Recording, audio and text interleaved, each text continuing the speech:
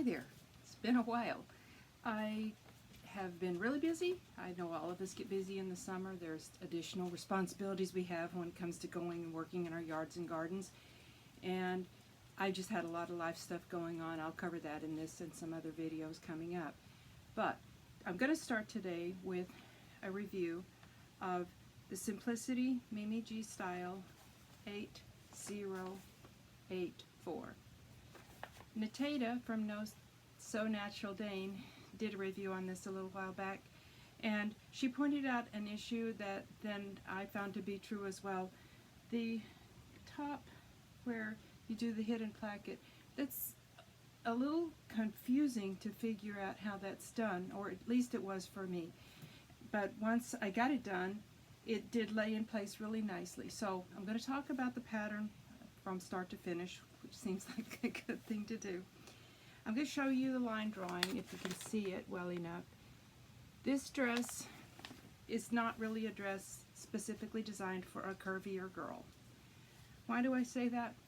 Well, when I glanced at the pattern, I was just pulled in by the really cute dynamic photographs on the front. It's very cute, both of the views. And Mimi G is a designer who kind of leans towards body positivity and curvier fitting clothing. So that's what I was thinking. But this, I was picturing it being a regular shirtwaist that had a top and a bottom that were two separate pieces. But it really is a rectangle that falls straight from the shoulder.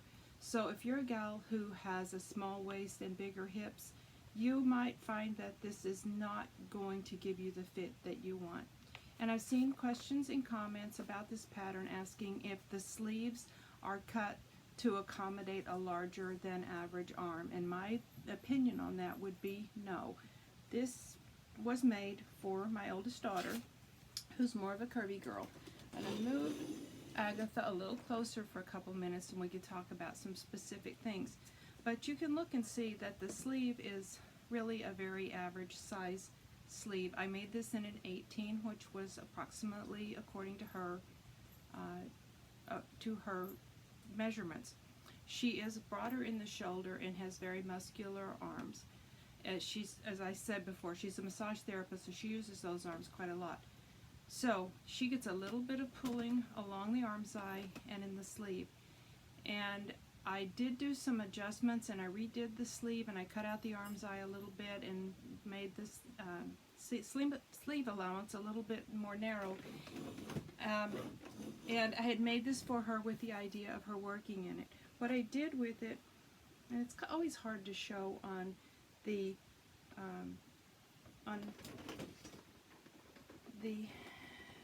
dress form. I'm going to try to do this. They make the bases for these dress forms extremely strangely, so you can never really lift something out of it and set it back in without a crisis. Okay, I took the dress just below the hip and I did a slit up to there with the idea that she would likely wear this dress with a pair of gray leggings, and then that would be open so that when she's working it's not pulling across her hips. And the pattern does have an allowance for a pocket, but I did not put the pocket in because with putting the slits up the side, I didn't think that would work out very well. Altogether, I think it came out very cute. This fabric was on clearance at Hobby Lobby for $2 a yard, so very cost effective to make. And I'm going to pull my tablet over here in a second to show you what I did for the drawstring at the waist. On the pattern, she simply puts a piece of fabric that you fold and make into a tube.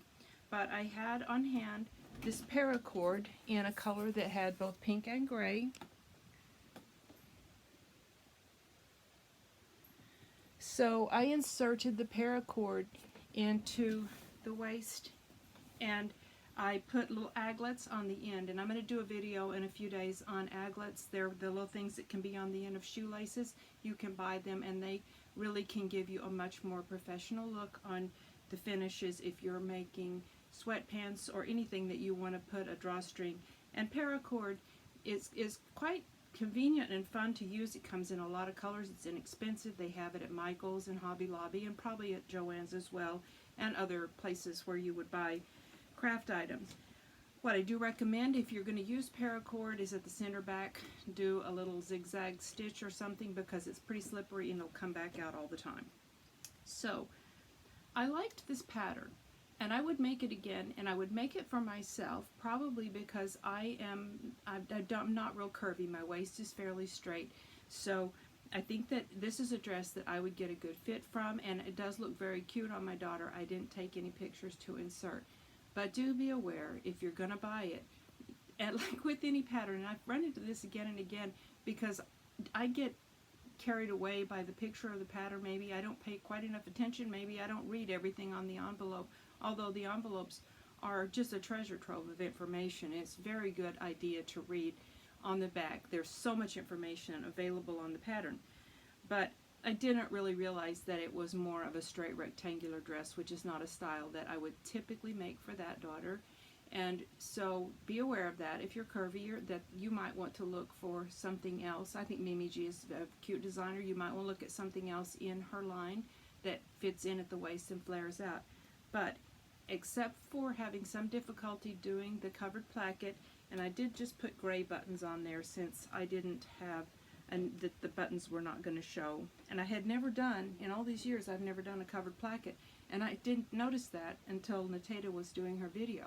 So, I would give the pattern probably a B+, because I didn't find the instructions to be very clear, and there were several places in the instructions for where it went from one step to another with not a smooth transition, and it showed things that you had not been shown to do yet already completed. So the instructions were slightly confusing.